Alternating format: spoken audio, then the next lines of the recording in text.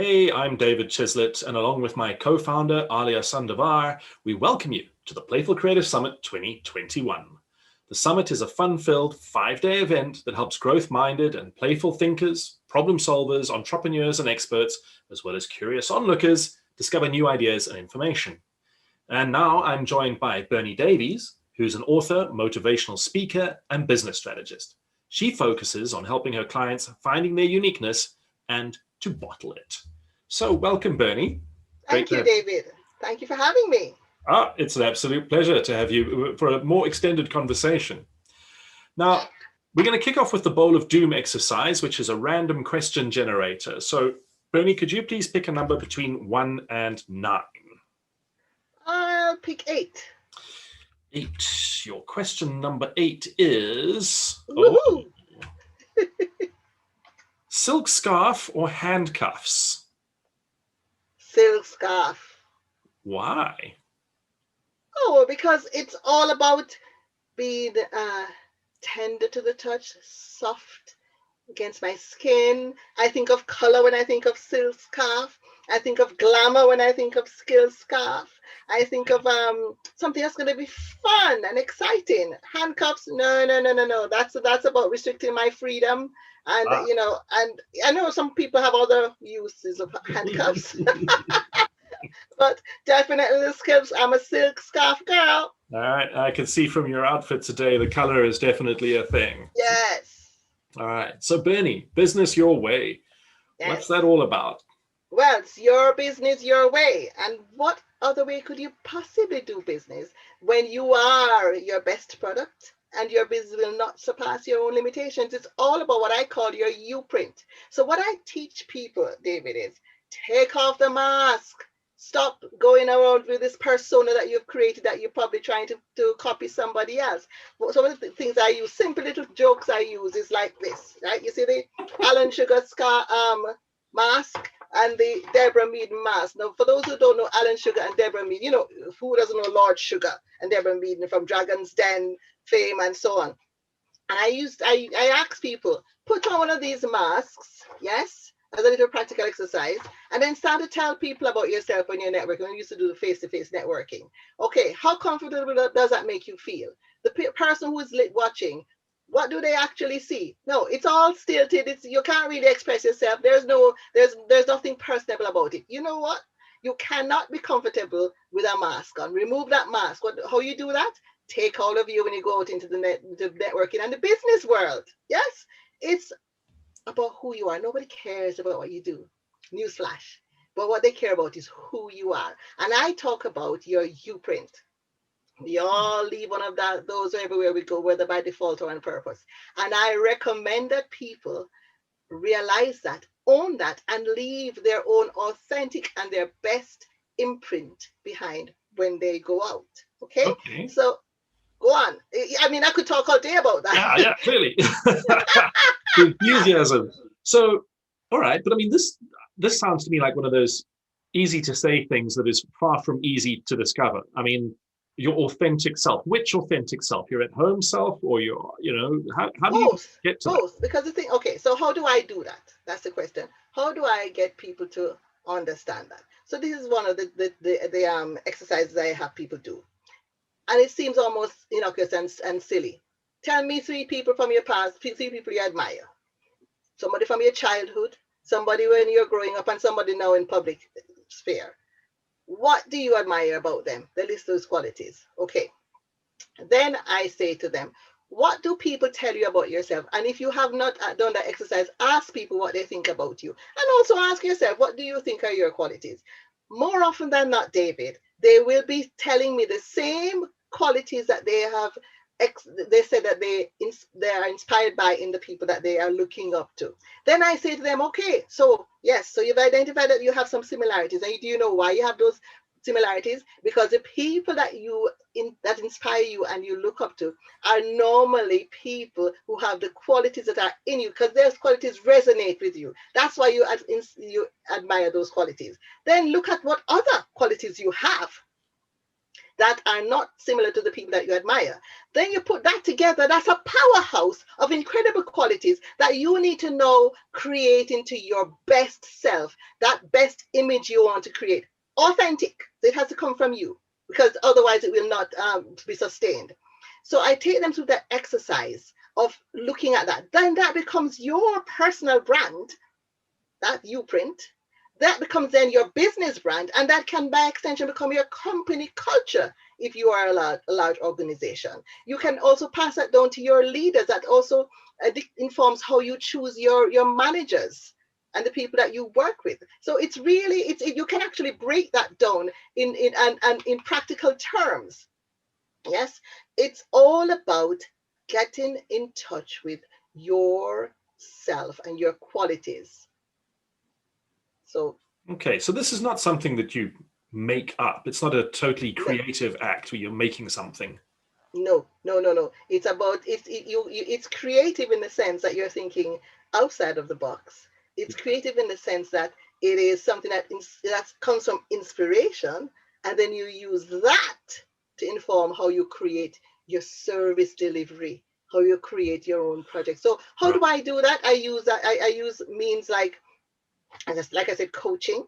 Yes, but then there are also people that their talent is in maybe writing a book. Yes, a lot of people try to copy other authors. Yes, and I work with people in that respect. How do you find your true north in the marketplace? Yeah. How do you get people just when they're scrolling down social media to stop at your post? Yeah. Because that's the thing, isn't it? We always look at the people who have done what we want to do successfully. Yes. And we think, oh, I'm just going to copy that. If it's not authentic to you, if it is not true to you, and I discovered that. Listen, why am I telling you this, and what makes me,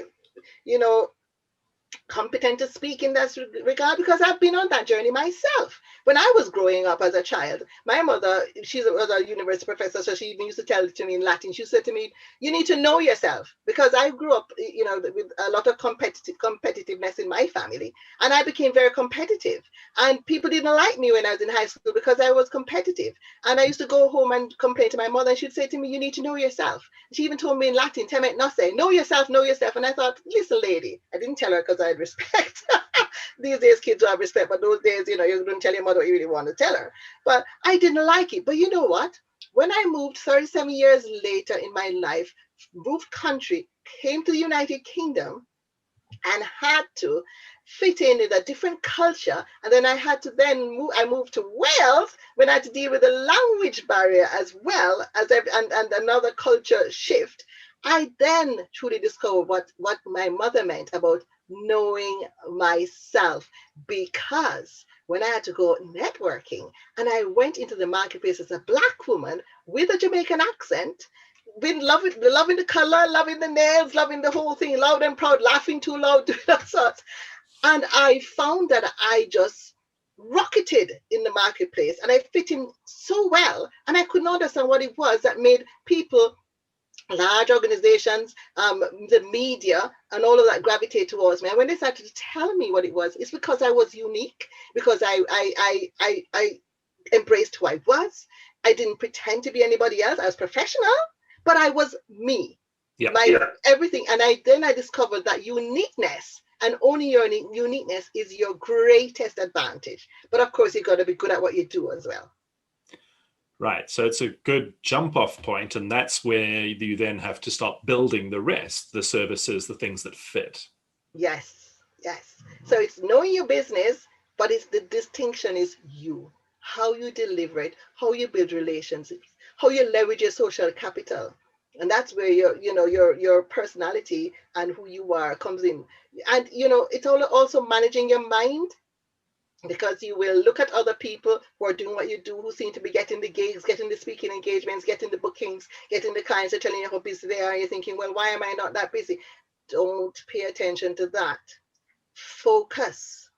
Yes, you set your own calendar, set your own attainable goals, tick them off, Get yourself mentors. Even if you're a mentor or coach yourself, every coach is a coach. Every mentor needs a mentor.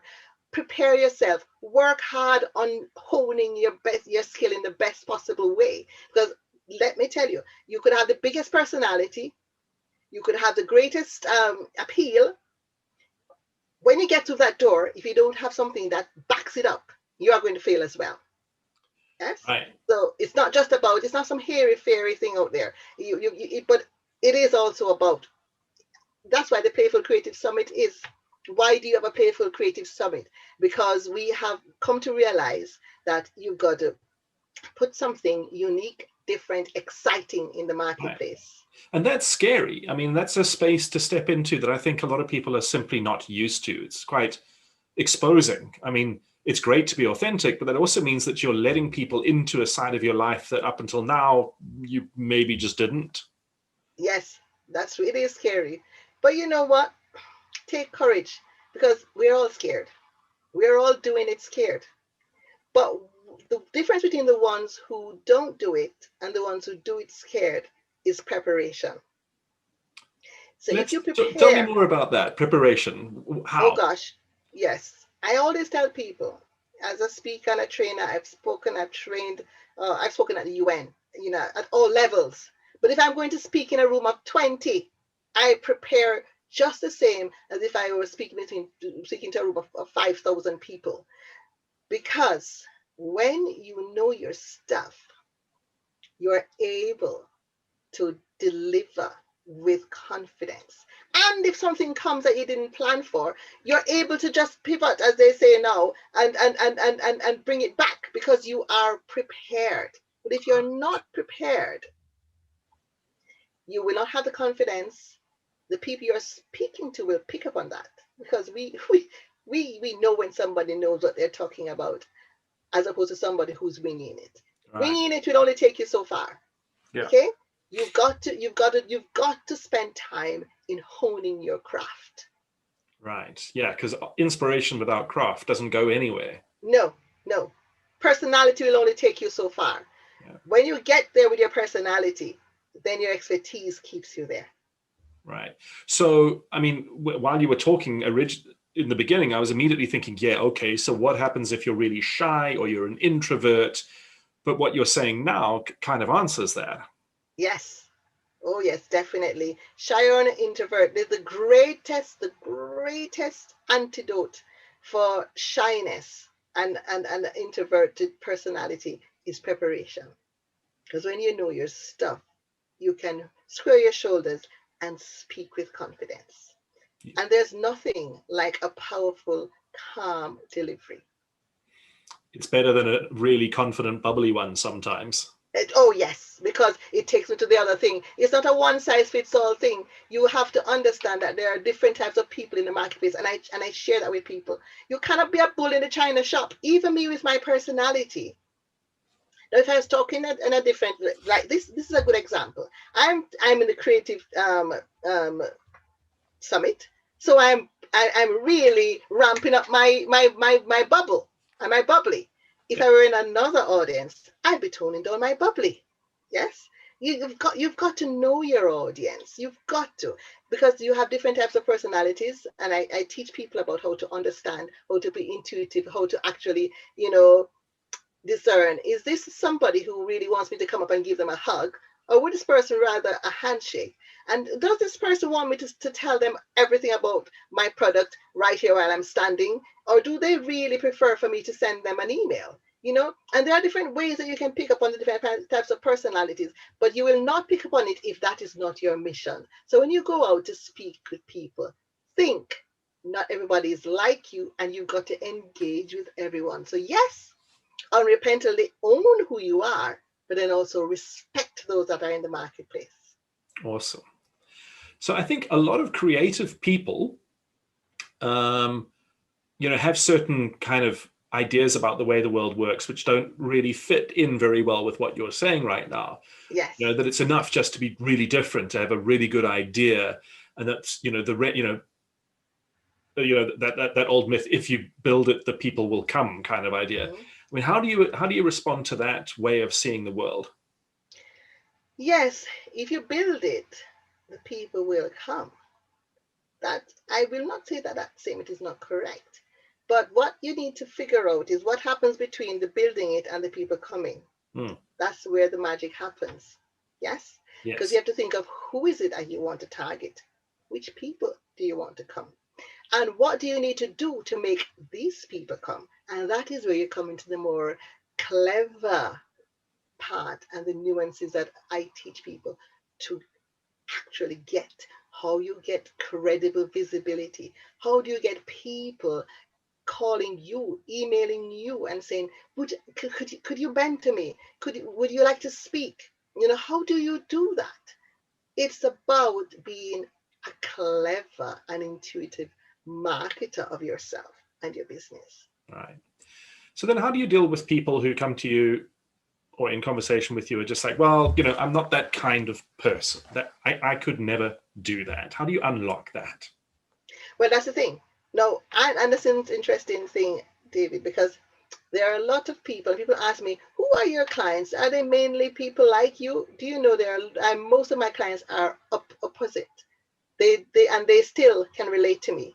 They're attracted to my bubbly personality, but they're very comfortable with who they are as well. So for me, if they are not like me, my first thing is to say, yeah, fantastic. I'm glad you're not like me. Yes, Diversity is the key, right? yes. So yeah, authenticity is the key. So essentially, what I'll be doing is to show them how to use their uniqueness. It's making it a subjective journey. It's not an objective one size fits all journey. And Right. so I work with them to show them the beauty that is in their distinction, their difference. And then once they get it, and it doesn't take long. I don't know what it is with my gift. I have never coached anybody beyond 3 months. Never. It takes a minimum, sometimes one session, and that person is flying. They've got it, and they're off. It's all about awakening your inner genius, and that's self-discovery. And once you do that, and you have it already within you, you're flying. Because my clients tend to be high achievers in an event. Okay. So as a way of wrapping up this conversation, let me ask you, what practical takeaway could you give our audience that in your experience and from the work that you've done is absolutely crucial when you start thinking about creating your own business and creating your own way in the world? First of all, your most important product is yourself. So you've got to start with you. Yes. You've got to, let's say you put your oxygen mask on first. So Right. you have got to ensure that you are right. Check your work-life balance. Check your mind. Mindset is key.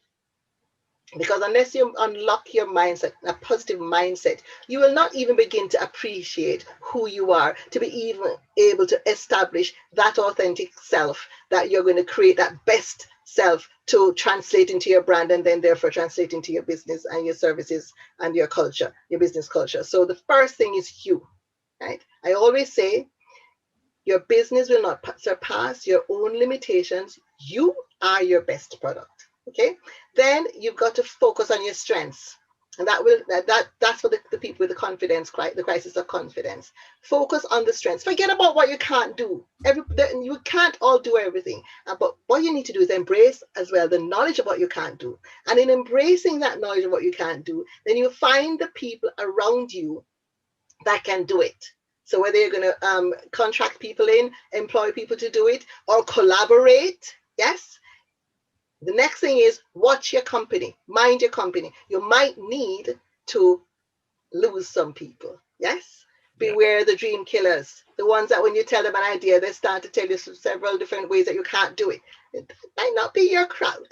Yes, you need to be in a crowd that's cheering you on. And you need to also be a cheerleader yourself. Okay. Awesome. Now, focus on the basics. Don't set too many high goals for yourself. Set short, attainable goals and tick them off. Yes? Try to get your vision down on one piece of paper. Understand what it is and always revisit it. Invest in yourself. Invest time and money in yourself. Read a good book. I think you've given us 10 good things right there. That's Oh, awesome. Bernie, I thank you could so go much. on. I could go on. Yeah, I as you know, can I tell, know. as you can tell, I'm passionate about this. Absolutely. And unfortunately, we were out of time. But thank you so much for joining us for this conversation, Bernie. It's been an absolute pleasure. Oh, thank you so much for having me.